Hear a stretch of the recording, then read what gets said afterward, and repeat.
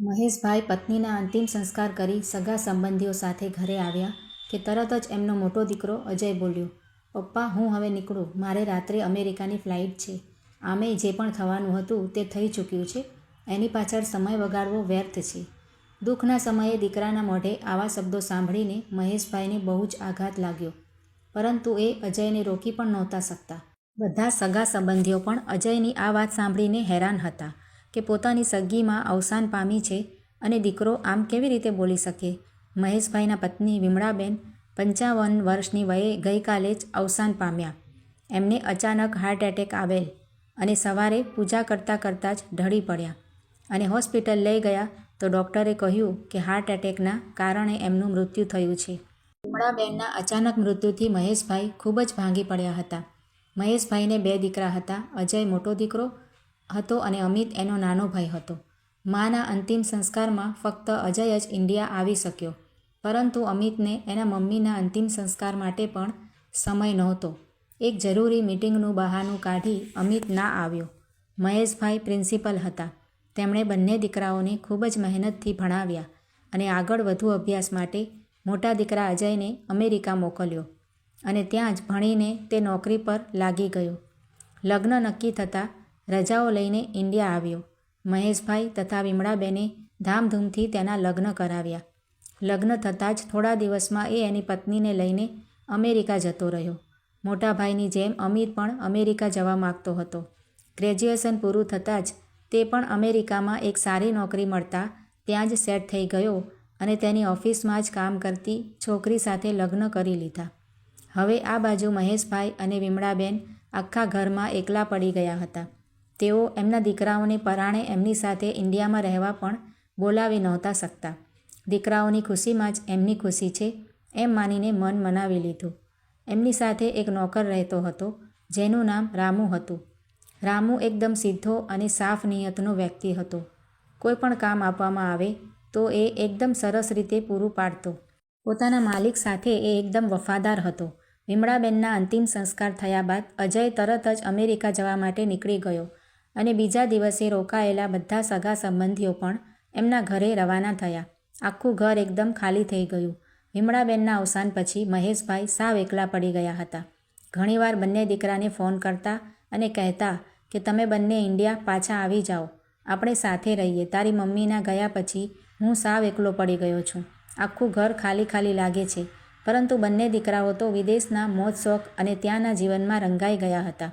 એ ક્યાં બધું છોડીને અહીં પિતા પાસે રહેવા આવવાના હતા. દિનેશભાઈ જેટલી વાર ફોન કરતા એટલી વાર એમને એ જ જવાબ મળતો કે હવે અમે ઇન્ડિયા ન રહી શકીએ, ત્યાં અમને ન ફાવે. સમય જતાં મહેશભાઈ બધું સમજી ગયા અને એમણે પણ દીકરાઓને ફોન કરવાનું બંધ કરી દીધું. દીકરાઓ તરફથી તો એમને ક્યારેય ફોન આવતો જ નહોતો. મહેશભાઈ પોતાના મનની વાતો અને દુઃખ હવે એમની પત્નીના ફોટા પાસે બેસીને કરી લેતા. વિમળા, તું તો મને મૂકીને ચાલી ગઈ. આ આખું ઘર ખાવા દોડતું હોય એવું લાગે છે. દીકરા વિદેશમાં પોતાના જીવનમાં વ્યસ્ત થઈ ચૂક્યા છે. એમની પાસે મારી સાથે વાત કરવાનો પણ સમય નથી. કહેતાં કહેતાં ઘણીવાર એમની આંખો ભીંજાઈ જતી. અમુક વાર કંટાળી જતા તો ક્યારેક એમના પડોશમાં રહેતા અનિલભાઈ સાથે બેસતા. થોડી વાતો કરી મન હળવું કરતા. આ રીતે ઘણા વર્ષો વીતતા ગયા. હવે મહેશભાઈ વૃદ્ધ થઈ ચૂક્યા હતા. એમની ઘરડી આંખોમાં હવે પહેલાં જેવું તેજ નહોતું અને જીવવાની કોઈ આશા પણ નહોતી રહી. એક દિવસ તેઓ અનિલભાઈ સાથે બેઠા બેઠા વાતો કરતા હતા કે અચાનક જ સામેથી એમનો નાનો દીકરો અમિત આવતો હોય એવું દેખાયું. પહેલાં તો એમને પોતાની આંખો પણ વિશ્વાસ ન થયો, પણ નજીક આવતા ખબર પડી કે આ તો અમિત જ છે. મહેશભાઈ પોતાના દીકરાને જોઈને બધું દુઃખ અને બધો ગુસ્સો ભૂલી એને ભેટી પડ્યા. ઘણા વર્ષો બાદ દીકરાને જોઈને ખુશીથી એમની આંખો ભરાઈ આવી. અમિત બોલ્યો, પપ્પા, હું તમને લેવા આવ્યો છું. હવે તમારે અહીં એકલા રહેવાની કોઈ જરૂર નથી. તમે હવે મારી સાથે અમેરિકામાં રહેશો. તમે આ ઘર અને જમીન વેચી નાખો. હવે આ બધું કશું કામનું નથી. પડોશમાં રહેતા અનિલભાઈ અનુભવી પ્રોપર્ટી ડીલર હતા એટલે એમણે કહ્યું, મહેશભાઈ, આ સમયે જમીન વેચવી નુકસાનકારક નીવડી શકે છે. હમણાં તમને તમારી જમીનનો સારો ભાવ નહીં મળે. મહેશભાઈને અનિલભાઈની વાત યોગ્ય લાગી અને એમણે જમીન તથા મકાન વેચવાનું પડતું મૂક્યું.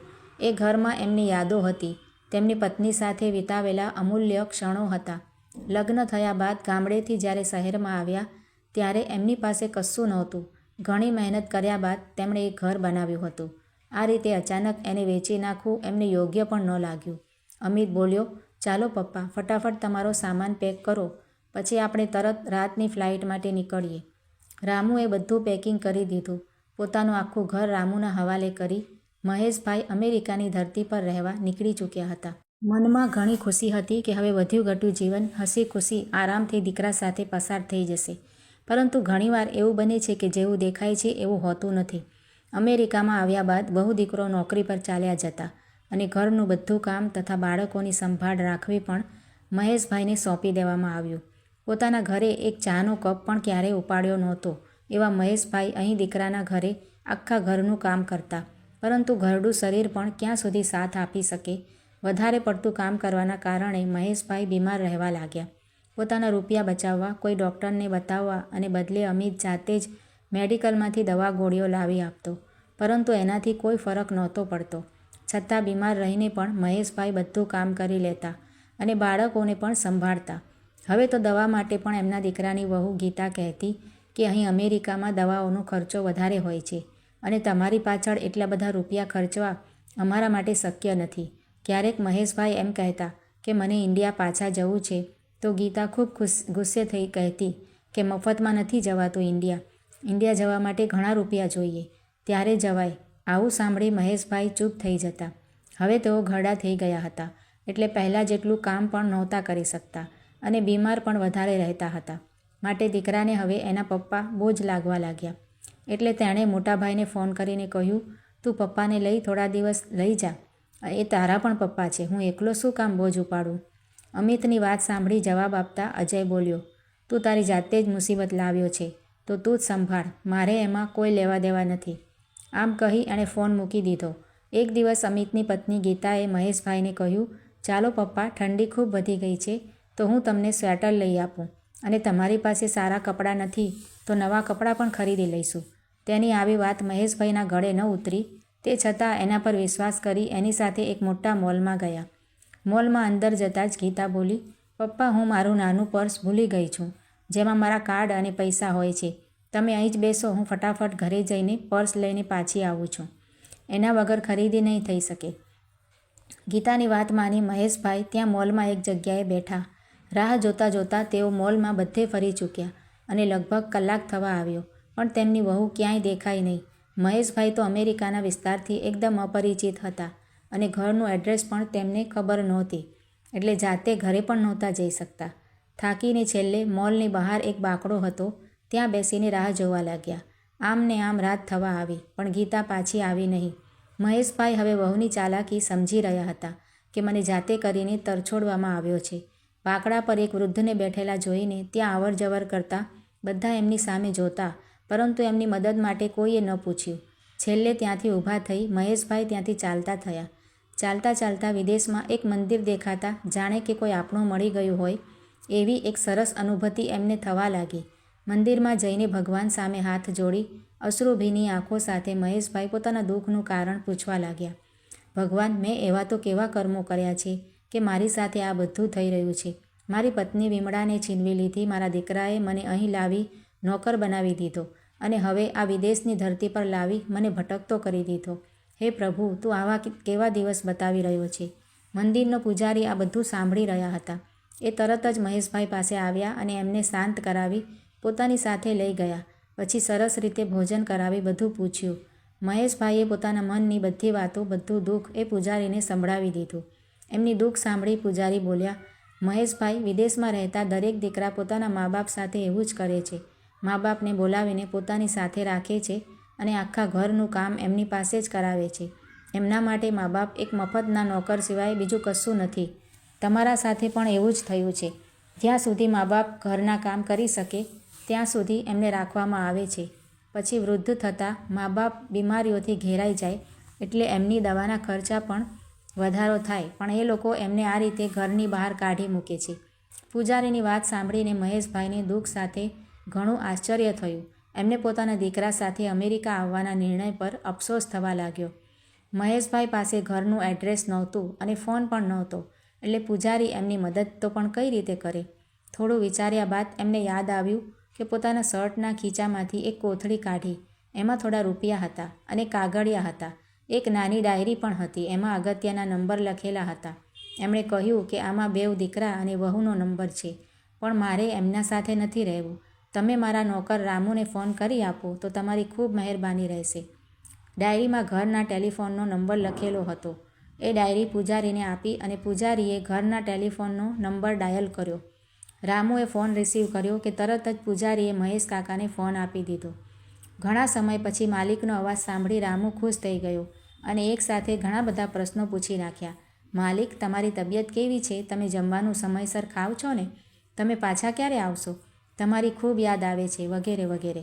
આટલા સમય બાદ કોઈના મોઢેથી આટલા પ્રેમના શબ્દો સાંભળી મહેશભાઈને ઘણા ખુશ થયા. પછી એમણે રામુને કહ્યું કે અનિલભાઈને કહીને મારા માટે ઇન્ડિયા આવવાની ટિકિટ બુક કરાવી દેજે. મારે ઘરે પાછું આવવું છે. માલિક પાસેથી આવું સાંભળી રામુ બોલ્યો, હા માલિક, એ તો ખુશીની વાત છે કે તમે ઘરે પાછા આવો છો. હું બધી જ વ્યવસ્થા કરી દઈશ. રામુને ગામમાં એક જમીનનો ટુકડો હતો. તેણે એ જમીન ગીરવે મૂકી રૂપિયા લીધા. પછી અનિલભાઈ પાસે જઈને બધી વાત કરી. એમને રૂપિયા હાથમાં આપ્યા અને કહ્યું કે તમે માલિક માટે ટિકિટ બુક કરાવી દો. રૂપિયા જોઈને અનિલભાઈએ પૂછ્યું કે આટલા રૂપિયા તું ક્યાંથી લાવ્યો? રામુએ કહ્યું કે એ તો મેં મારા ગામની જમીનનો ટુકડો ગીરવે મૂકીને રૂપિયા લીધા છે. હું મારા માલિક માટે એટલું તો કરી શકું ને. મારા મમ્મી બીમાર હતા ત્યારે એમણે મારી ખૂબ મદદ કરી હતી. મારા ઉપર માલિકના ઘણા ઉપકાર છે. હવે મારો વારો છે એને ચૂકતે કરવાનો. રામુની વાત સાંભળી અનિલભાઈ બોલ્યા, વાહ રામુ, તારા જેવો ઈમાનદાર અને વિશ્વાસુ નોકર આજના સમયમાં મળવો મુશ્કેલ છે. ત્યારબાદ અનિલભાઈએ મહેશભાઈ માટે ઓનલાઈન ટિકિટ બુક કરાવી દીધી. પૂજારીએ અમેરિકાના એરપોર્ટથી એમને સારી રીતે ફ્લાઇટમાં બેસાડી દીધા. જતાં જતાં એમણે પૂજારીનો ખૂબ આભાર માન્યો. રામુ તો માલિકના આવવાની ખુશીમાં વહેલા જ એરપોર્ટ પહોંચી ગયો હતો. માલિકને લઈને ઘરે આવ્યો અને એમની હાલત જોઈને એ ઉદાસ થઈ ગયો. મહેશભાઈ સાવ કમજોર અને બીમાર લાગી રહ્યા હતા. એવામાં અનિલભાઈ એમને મળવા આવ્યા અને બધી હકીકત જણાવી. આ બધું જાણીને મહેશભાઈને ઘણું આશ્ચર્ય થયું. એ વિચારી રહ્યા હતા કે મારા સગા દીકરા માટે હું બોજ સમાન હતો અને અહીં આ રામુ અજાણ્યો હોવા છતાં મારા માટે પોતાની જમીનને ગીરવે મૂકી દીધી. મહેશભાઈની આંખોમાં આંસુ આવી ગયા અને એ તરત જ રામુને ભેટી પડ્યા. બીજા દિવસથી રામુએ એમની ખૂબ સેવા કરી અને એમની તબિયત સુધરવા લાગી. પરંતુ વધતી ઉંમરને કોણ રોકી શકવાનું હતું? એક દિવસ એવો આવ્યો કે મહેશભાઈ ખાટલે પડી ગયા. એમના બંને દીકરા તો એમને ભૂલી જ ગયા હતા. રામુ ઘરનું બધું કામ પણ કરી લેતો અને મહેશભાઈની સાર સંભાળ પણ ખૂબ જ સારી રીતે રાખતો.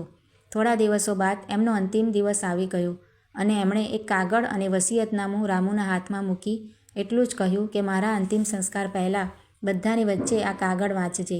આટલું કહી મહેશભાઈ અવસાન પામ્યા. એમના બંને દીકરાને ખબર પહોંચાડવામાં આવી. મરતા પહેલાં એમણે વસિયતનામું તૈયાર કરાવી દીધું હતું. બંને દીકરા આવ્યા એટલે રામુએ પેલો કાગળ અનિલભાઈને આપ્યો. અનિલભાઈએ મહેશભાઈની ઈચ્છા પ્રમાણે અંતિમ સંસ્કાર પહેલાં એ કાગળ વાંચવાનું શરૂ કર્યું, જેમાં લખ્યું હતું કે હું મારા વસિયતનામા મારું ઘર મારા નોકર રામુના નામે કરું છું અને મારા બેંક એકાઉન્ટમાં જે 1.5 લાખ રૂપિયા છે એ પણ એના નામે જ કરું છું. આટલું સાંભળી બંને દીકરાઓની આંખો ફાટી ગઈ, પરંતુ આ સમયે સગા સંબંધીઓ વચ્ચે કંઈ બોલી શકે તેમ નહોતા. આગળ લખ્યું હતું કે મારી પત્ની વિમળાના બધા ઘરેણાં મારા બંને દીકરા અને એમની વહુને સરખા ભાગે નામે કરું છું. એવી મારી પત્નીની ઈચ્છા હતી. બાકી મારી કોઈ પણ સંપત્તિ પર મારા બંને દીકરાઓમાંથી કોઈનો હક નથી. હું બધી સંપત્તિ રામુના નામે કરું છું. મારા અંતિમ સંસ્કાર પણ રામુના હાથે થવા જોઈએ. ભલે એ મારો સગો દીકરો નથી, પરંતુ એણે મારા બંને દીકરાઓ કરતાં પણ વધારે મારું ધ્યાન રાખ્યું છે. મારો સગો દીકરો ન હોવા છતાં એણે મારી ખૂબ સેવા કરી છે. જે રીતે એક માતા પોતાના દીકરાની સંભાળ રાખે છે, એમ રામુએ મારી સેવા ચાકરી કરી છે, એ પણ નિસ્વાર્થ ભાવે. આજીવન એણે મારા અને આ ઘર માટે ઘણું કર્યું છે. અસલમાં સંતાનનું સુખ તો મને રામુ દ્વારા જ મળ્યું છે. મારા સગા દીકરાઓના શરીરમાં મારું લોહી છે. તે જન્મથી લઈને મોટા થયા ત્યાં સુધી તેમના દરેક સપના પૂરા કર્યા. સારી રીતે અભ્યાસ કરાવી એમના પગ પર ઊભા થઈ શકે એટલા સક્ષમ બનાવ્યા અને અત્યારે એ જ મારા પોતાના દીકરા મને સાથે રાખવા તૈયાર નહોતા કે મારી સાથે રહેવા પણ તૈયાર નહોતા. એમના માટે તો હું એક બોજ સમાન હતો. કાગળ વાંચતા વાંચતા અનિલભાઈ અને રામુની આંખમાં આંસુ આવી ગયા. અંતિમ સંસ્કાર માટે આવેલા સગા સંબંધીઓમાં પણ બધા લોકો રડી પડ્યા. કાગળમાં છેલ્લું વાક્ય લખ્યું હતું કે હું પ્રાર્થના કરું છું કે મારા જેવા દિવસો મારી સંતાનોને ન જોવા પડે. વકીલ પણ હાજર હતા. વસિયતનામામાં જોયું તો ઘરેણાં સિવાય બધી સંપત્તિ રામુના નામે હતી. અજય અને અમિત બંનેની કરેલી પાપના કારણે એ કોઈની સામે નજર મિલાવી નહોતા શકતા.